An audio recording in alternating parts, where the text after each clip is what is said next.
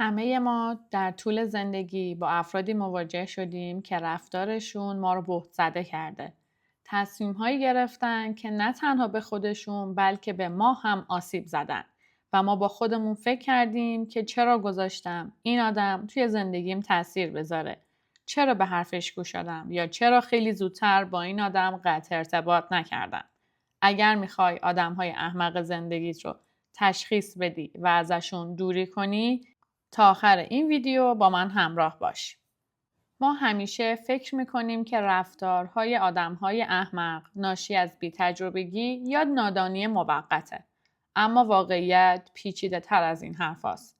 در روانشناسی و حتی اقتصاد رفتاری، احمق بودن یا دقیق تر رفتارهای غیر منطقی، پرخطر و ناپایدار ویژگی هایی دارند که میتونن اثرات جدی، فرسایشی و حتی نابودگر و مخرب روی زندگی خودشون و اطرافیانشون که احتمالاً ماها باشیم بذارن.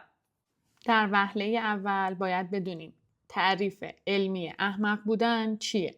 در نگاه علمی احمق لزوماً کسی نیست که ذریع هوشی پایینی داره، بلکه آدمیه که از اشتباهاتش درس نمیگیره. خطرات رفتارش رو برای خودش و دیگران نادیده میگیره. همیشه دیگران رو مقصر میدونه، اصرار داره که به راه اشتباه خودش ادامه بده و برای اشتباهات خودش دلایل منطقی پیدا میکنه و اثرات منفی دائمی روی دیگران میذاره. یه جمله معروف در یه مقاله‌ای به اسم قوانین بنیادین حماقت بشری هست که میگه احمق کسیه که به دیگران آسیب میزنه بدون اینکه خودش سودی ببره. حالا باید ببینیم چطوری افراد احمق آرامش ما رو نابود میکنن. اولی، ایجاد استرس مزمن. مغز ما وقتی در معرض رفتارهای غیر منطقی و غیر قابل پیش بینی قرار بگیره، مرتب در حالت آماده باش یا تهدید میمونه، حتی اگر ما خودمون متوجهش نباشیم.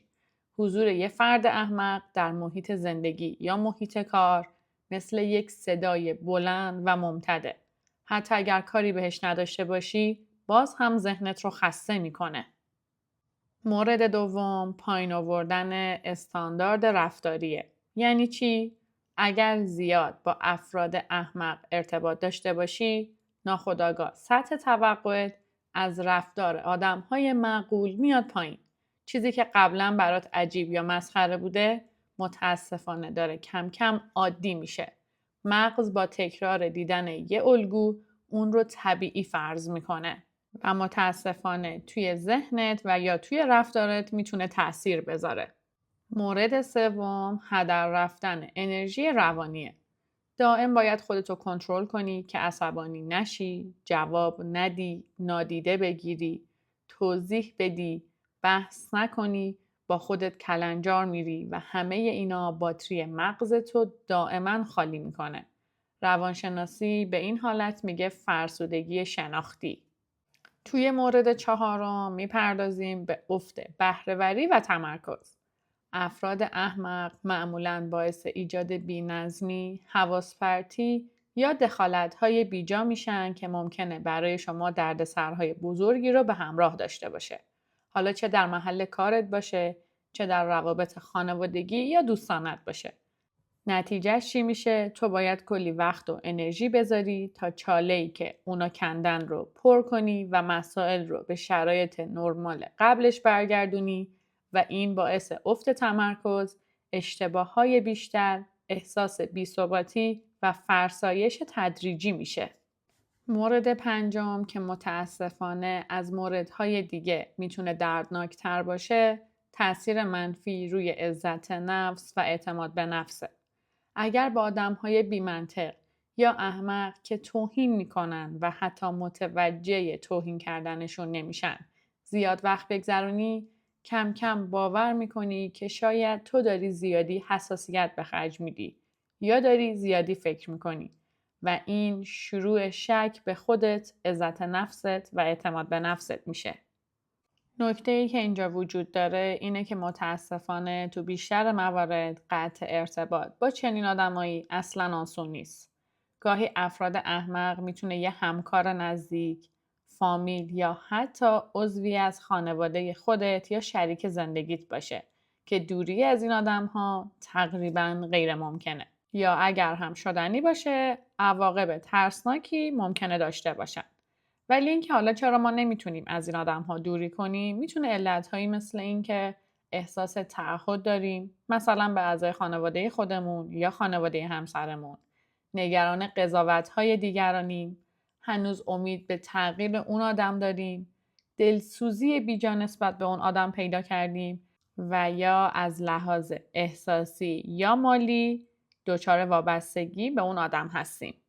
ولی باید اینجا یه نکته‌ای رو بهش دقت کنیم که ما مسئول آرامش روان خودمون هستیم، نه مسئول اصلاح دیگران. حالا برامون سوال پیش میاد که پس چطوری از افراد احمق فاصله بگیریم، حتی اگر قطع رابطه در شرایط حال حاضر با اونها ممکن نباشه. اولین گزینه مشخص کردن حد و مرزه. مثلا تا جایی که میتونی زمان صحبت کردن با اون آدم رو کوتاه کنی و کلا رفت آمدت رو تحت کنترل خودت در بیاری. یه مثال ساده، اگر خواست باهات وارد یه بحثی بشه که تو میدونی قرار نیست اون تو رو متقاعد کنه و تو هم نمیتونی چیزی رو به اون ثابت کنی، باید بگی من در این موضوع حرف نمیزنم چون احساس میکنم فایده ای نداره و در ادامه صحبت تو کاملا سکوت کنی. مورد دوم، احساس گناه نداشته باش. اگر قرار دوری کنی، بدون که داری از روانت محافظت میکنی و برای این تصمیم دلایل منطقی داشتی، نه اینکه بی‌ادبی یا بی‌وفایی در کار باشه و ممکنه اون آدم با این تصمیم یه جورایی خودش رو قربانی نشون بده و به تو احساس گناه بده. پس لطفاً هوشیارتر باش. مورد سوم، نذار برچسب نجات دهنده بهت بخوره. تو وظیفه نداری کسی رو که خودش نمیخواد تغییر کنه و بارها ممکنه یک اشتباه رو تکرار کنه، دلت براش بسوزه یا تمام تلاشت رو بخوای بکنی که اصلاحش کنی. این دامیه که اکثر آدم‌ها در برخورد با آدم‌های احمق توش میافتن. مورد چهارم، یاد بگیر سکوت کنی.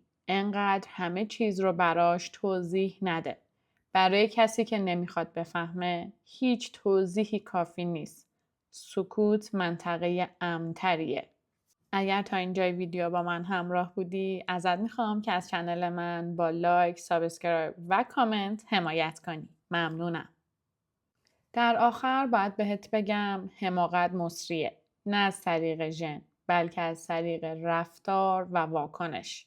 بودن در کنار افراد بی‌منطق و غیر قابل پیش بینی، آرامش روانی، رشد فردی، عزت نفس و حتی سلامت جسمی ما رو تهدید میکنه. فاصله گرفتن از چنین افرادی نه بی‌محبتیه، نه بی‌اخلاقی و نه بی‌وفایی، بلکه یکی از بالغ‌ترین و قاطع‌ترین انتخاب‌هاییه که میتونی برای محافظت از خودت انجام بدی. تو باید تصمیم بگیری که میخوای با آدم‌هایی رابطه داشته باشی که با هم به سمت پیشرفت قدم بردارین یا با هم به سمت پسرفت سقوط کنین. امیدوارم که زندگی دور باشه از آدم‌های احمق و این ویدیو بهت کمک کرده باشه تا آدم‌های ناسالم و مخرب زندگیت رو تشخیص بدی و بتونی روابط سالمتر و با کیفیت تری رو داشته باشی. ممنونم که تا اینجای ویدیو با من همراه بودی. اگر برای ویدیوهای بعدی پیشنهادی داشتی، خوشحال میشم برام کامنت کنید. روز بخیر و خدا نگهدار.